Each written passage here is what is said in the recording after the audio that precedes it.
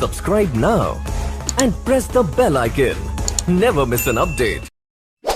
So in my mind, over-focusing on competition is something that we see very often, and that leads to very strange behavior because you're trying to be somebody that you are not. I think Jeff Bezos says it best. He says, focus on the customer, don't focus on the competition, and that is how it needs to be. Focus should always be on the customer and not really the competition. The competition is important, but the customer is infinitely more.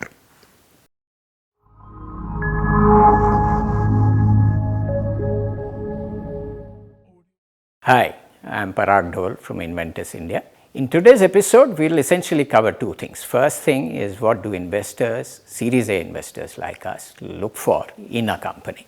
And the second thing is why do certain companies not proceed from seed stage to the Series A stage. There is a drop-off that most of you know of, and we'll delve into some of the reasons.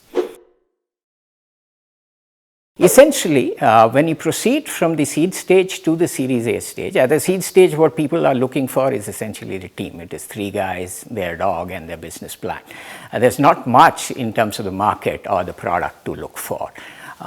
Whereas when you come to the Series A stage, the business is slightly better defined. So people like us are beginning to look at traction. What do I mean by traction? Traction is a funny word. Many people ask many VCs, you keep on telling us we don't have enough traction, but don't define that word. Let me give you an example. The best way is to talk about Amazon. Roll back to 1994. Amazon had just started at that point in time with books. What these guys did was they rigged up a system by which every time an order came in, there would be a bell that would ring on the side. For the first few weeks, it was very good as it went along, but 3 weeks later, the bell was ringing so incessantly that it became a pain. That's what I call traction because of the number of orders coming in. So you as an entrepreneur, you as the founder will always know when you get traction. Now, at that stage is the stage to come to somebody like us. Now, the team is important at every stage of the process, whether it is Series A, Series B, or even going to an IPO stage. Look at Binny Bansal today. His importance is affecting Flipkart's fortunes in some senses, even in such an advanced company. So the team, the balance there is important for people like us. Yes, the team at a Series A stage will not be fully formed. So if you think about the CXO list as about 7-8 people, we would have the CTO, we would probably have obviously the CEO, and CEO might be acting as the CPO as well, and we would likely not have a VP engineering, etc., etc. Definitely not an HR or a finance guy in there. So think about a situation where about 3 or 4 out of these 7 functional heads are there in the company at that stage. That's what we look for. That's the kind of company that we go after. The third thing that I would say is this distinction I draw between Delhi and Bangalore. In Delhi, you are known by the car you keep. In Bangalore, you are known by the company you keep. And this is the Bangalore test, so to speak. Your advisors, the seed investors, the angel investors who have funded you, etc., etc., they are kind of a proxy. Their credibility rubs off on you. So try and make sure that at every stage, whoever you associate with, whether it is a partner, an advisor, or a seed investor, has that credibility, so to speak. The better those names are, the better it is for you. The fourth aspect I wanted to cover is the product itself. When you talk about, we basically in venture capital think about it as vitamins versus painkillers. Now, vitamins are good to have. It's not something that a customer really needs, but a painkiller is something that a customer really needs. And it manifests itself typically in this form. When a customer, the first customer is willing to pay you, so to speak, in advance, even before you got started, that's the best way to identify a painkiller.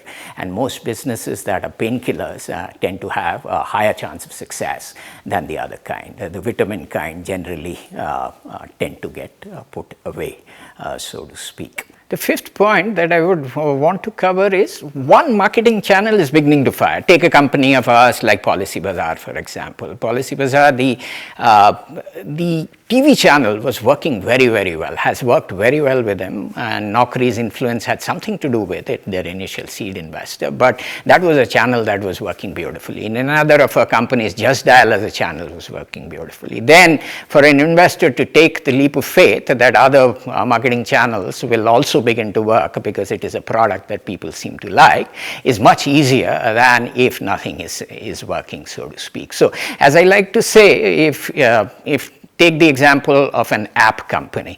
Either your downloads have to be very high or your engagement has to be very high, and that's where satisfied customers come in. Satisfied customers, think about Flipkart or Swiggy. These two are companies that have extremely satisfied customers right at the beginning of their history, so to speak. None of them are our portfolio companies, but to give credit where it is due, these two guys had very, very satisfied customers, and that in itself is a moat. That's another thing that we look for. The other thing, the last thing, so to speak, that we look for is, or not look for, I should say, is what I call as once bitten, twice shy. So, for example, we had a company in the education space, education technology space, and that particular company used to sell to schools. As a friend of mine who's one of the founders of Career Launcher says, when an entrepreneur with those characteristics comes to him and says that I sell to schools, he in turn turns around and tells them, boss, best of luck for the next 20 years of your life. So certain segments are just very hard, and edutech, selling to schools in particular, is one of them. So if we have had a bad experience, then it is quite likely that in spite of all your traction, in spite of everything that you bring to the table, there might be an issue in terms of our internal willingness to pull the trigger, so to speak. So about 1,100 companies that got funded between the years 2008 to 2010, think about that as the cohort, those 3 years, so to speak. They went in at the top of the hopper, and there were about 48% of them that were Series A funded. Some of them exited at that stage itself. Maybe it didn't work, or maybe they were so exciting that they got bought out. And that's what happens at this stage. And I think, while I don't have data to prove it, because the Indian market doesn't have that many companies, seed funded companies, or people who have organized the data as much as beautifully as CB Insights has, but the likelihood is that the Indian funnel is far more narrow, so to speak, so that 48% up there is likely a much smaller number. We get to the bottom of the funnel, there are only about 12 unicorns, so to speak, and 67% of the companies are actually dead, or they are kind of like the Walking Dead. They exist, but make very little. Now coming with that context, now coming to the key question as to why people do not move from seed to Series A. And I would like to articulate a principle which is generally known as the Anna Karenina principle. So the book Anna Karenina by Leo Tolstoy starts off with, all happy families are alike, but unhappy families are unhappy in their own ways. What does that mean? Why do I bring that up in context? So what that means is that marriages, families, entrepreneurship, all of these, success or failure in each of these endeavors, so to speak, are multi-factor equations. So it is not one factor. So in success, when it happens, let us say in marriage, it is because of compatibility, it is because of, let's say, sexual attraction or good in-laws, etc., etc. And there are similar factors in entrepreneurship, so to speak. And some of those factors are listed there on this page. Again, CB Insights data. Obviously, the totals don't add up to 100 simply because multiple factors might lead to failures. But the point that I'm making is it is a multi-factor equation, and you've got to learn more from failure than from success, because success, everything is working well. Let's say there are 10 factors, all 10 of them are working well. The only way you can learn about what didn't go right or what are those essential factors is by learning about failures, and that's what we will focus on today. So now coming to the first point, so to speak, the first factor. I talked about multiple factors. One of these factors is premature scaling.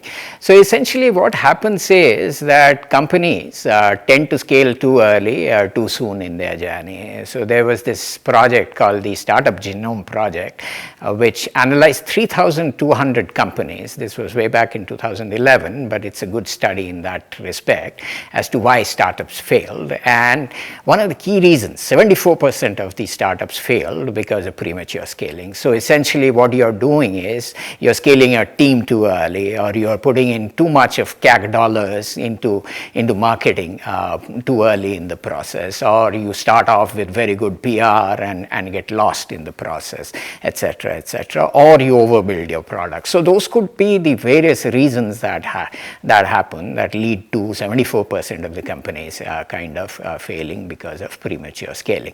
In a particular company of ours, this happened. This was a 2011 investment. I'll try not to name it, but it was essentially a service company out of Delhi that rapidly expanded to 5 other cities like Bangalore, Pune, etc., etc.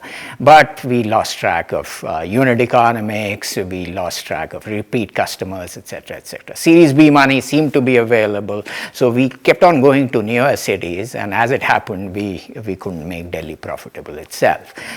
We had to roll back. It was terrible. Eventually the company shut down.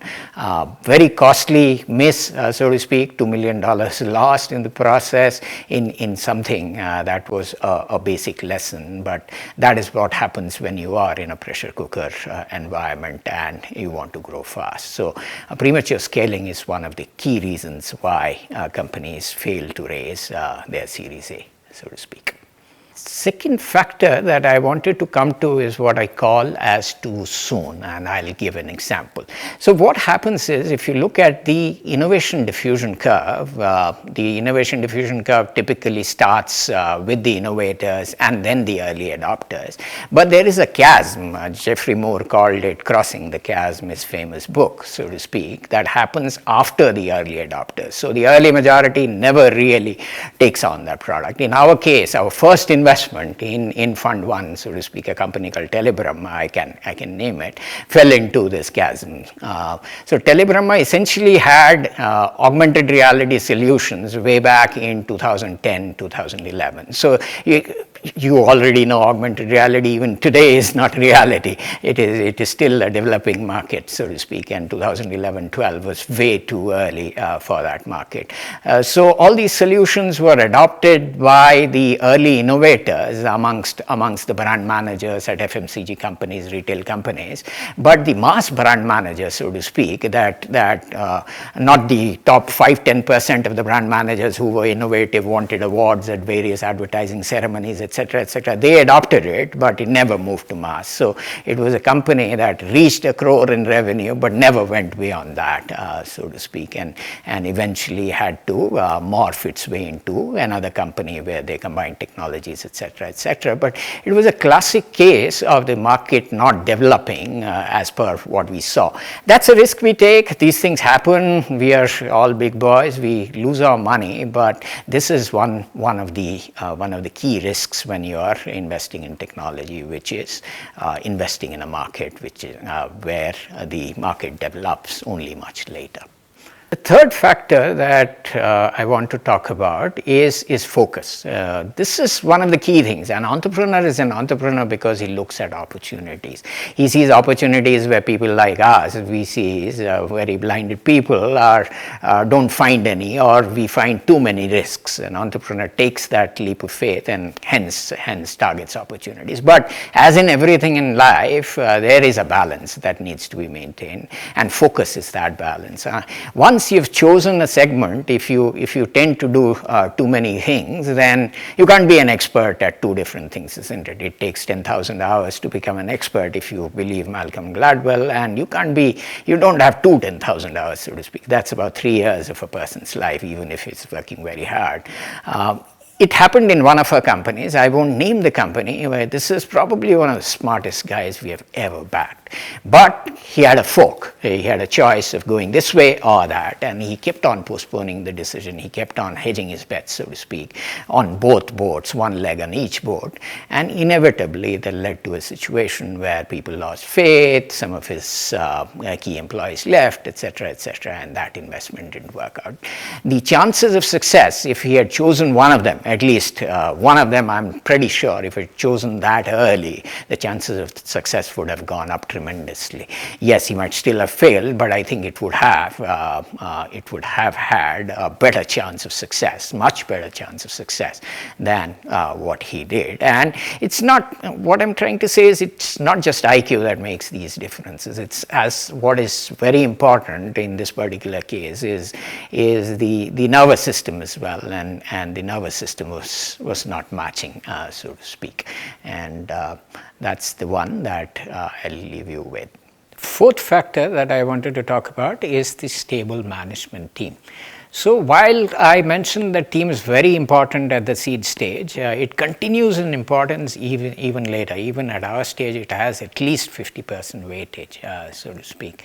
And stability in the team is exceptionally important.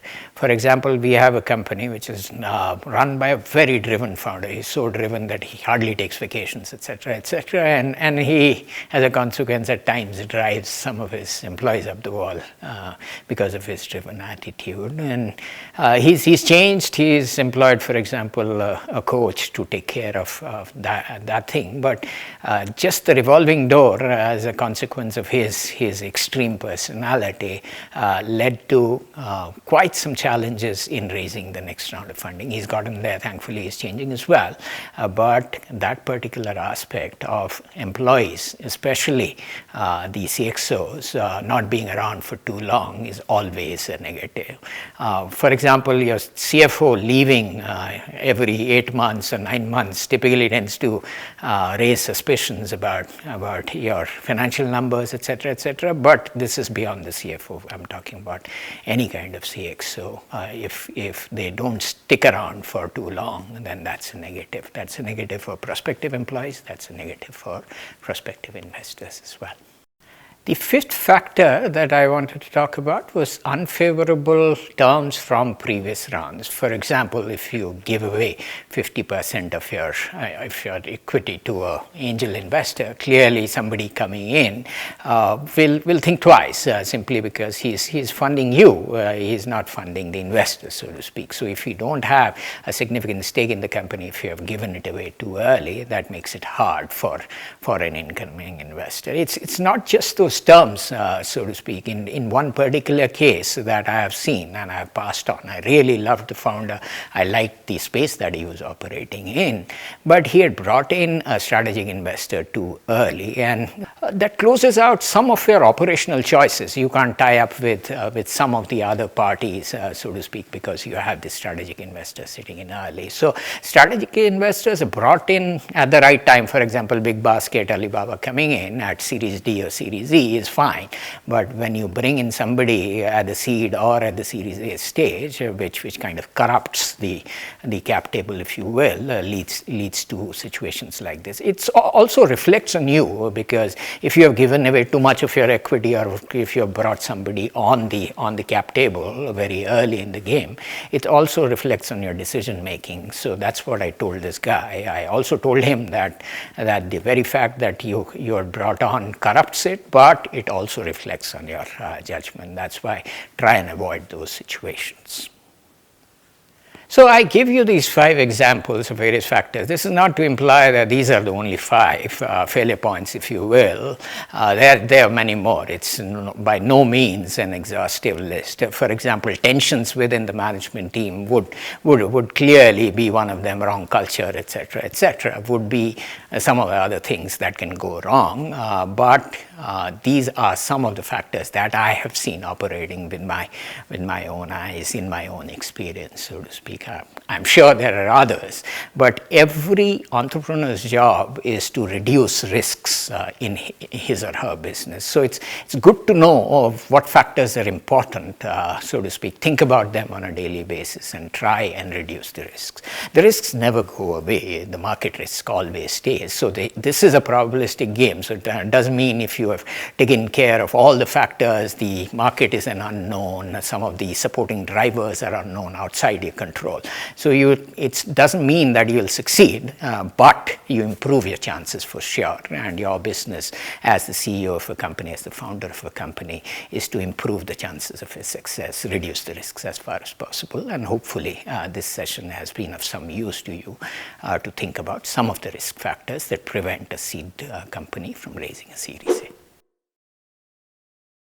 You should remember that value addition is thrown around a lot by many investors. They'll tell you this is why you should bring me on, etc. But primary 80 to 85%, or maybe even more, of the outcome is driven by the team that is working on it on a daily basis. An investor can make a difference, but I think he or she doesn't swing the needle more than 10-20%. It would be unfair to expect otherwise. But it takes many forms. People, especially at an early stage, they could refer you to customers, to partners, bring on people on your behalf, sell to those guys. If a senior person is coming along and you have a fairly junior team, we could help you sell that person so as to join this team, etc. Each of those things the VC will do in their own ways, depending on the set of contacts that they have. But like everything else in life, there is a balance. If the VC starts sitting in the company once every 5 days, I think that is also a sign of failure. At the end of the day, we back people. We don't run the company. We don't have the skills for it. So it has to be a balance. It has to be situation specific. And at times, I've seen investors who kind of go to the extent of interference. So like everything else, value addition has to be a balance. But yes, investors can make a difference, limited to that 10-20% that I talked about.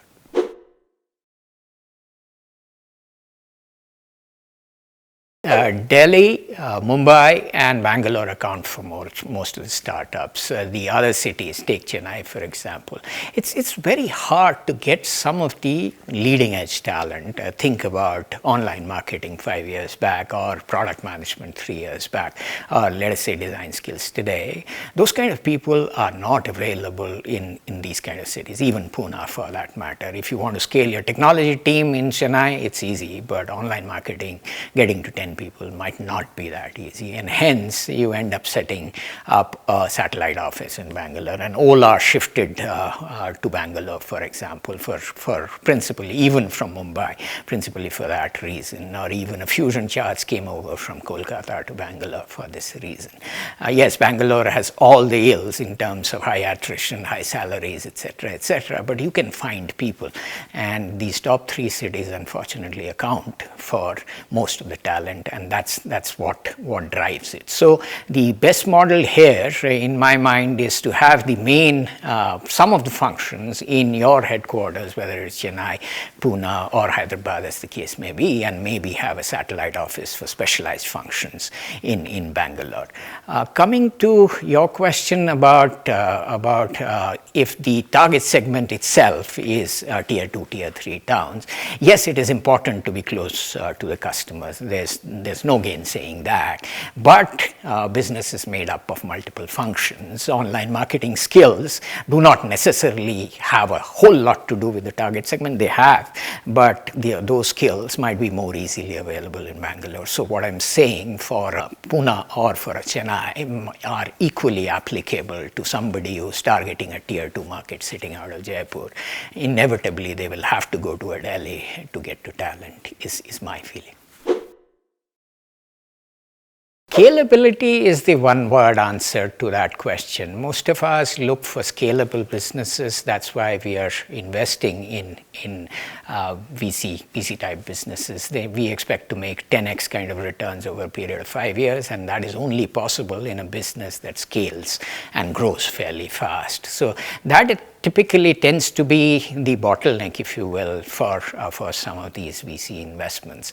While profitability, etc., is good and nice, but if your company can scale only to the extent of 10 crores, even if you have 2 crores of profit, it is very hard to get out of this company after 5 to 7 years. So the scalability of the opportunity typically drives VC investments of this kind.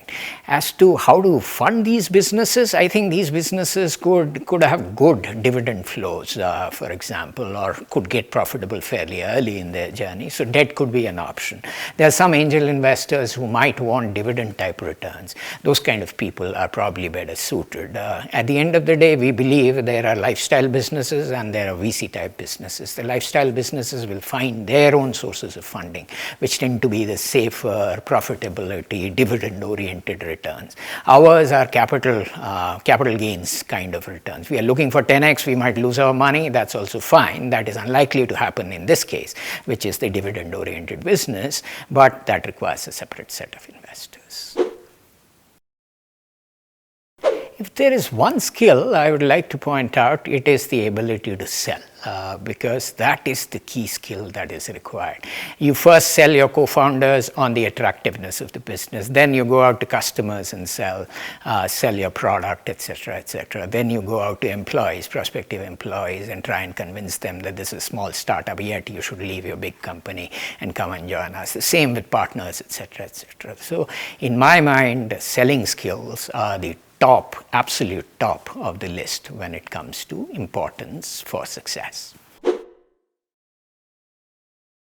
So like most other subjective questions in life, there is no real good answer for this one.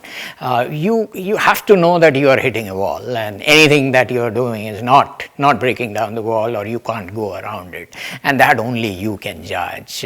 But a specific amount of time spent on a problem without moving the needle should give you a hint. Or if your co-founders or your investors are losing patience, that should give you a hint, etc., etc. But there is no real right answer. You just have to figure out that this is a wall in front of you that you can't break, and hence move ahead in life. There's no ego here. You should just detach yourself and take that cool clinical call. So exercise is one thing that has helped me kind of build patience, kind of in some senses sympathize with entrepreneurs. For example, when you're running and you are at your 10th kilometer and tiring, you're thinking, why am I doing this? And I still have 10 more kilometers to go, etc., etc. And that's exactly what an entrepreneur feels. So it makes me empathetic to entrepreneurs, and that I think that routine of staying healthy and getting up in the morning and pushing yourself to do those things has served me well. So I've been a VC for practically most of my working life, and hence it has to be an example from there. There was a gentleman I used to work for at GE, and he told me one thing which I hold very close to my heart. He said, Parag, there are 100 reasons for passing on a deal, but there is one reason to do it. Try and find that one reason. And that's how I look at every opportunity, trying to find out that one reason, not focus on the 100 that makes us pass it, but find that one reason that we should do the deal, so to speak. So the one piece of advice that I would give you is focus. I think lack of focus is what drives many of entrepreneurs up the wrong path. For example, they say that one knife cuts very beautifully, but two knives put together get blunt.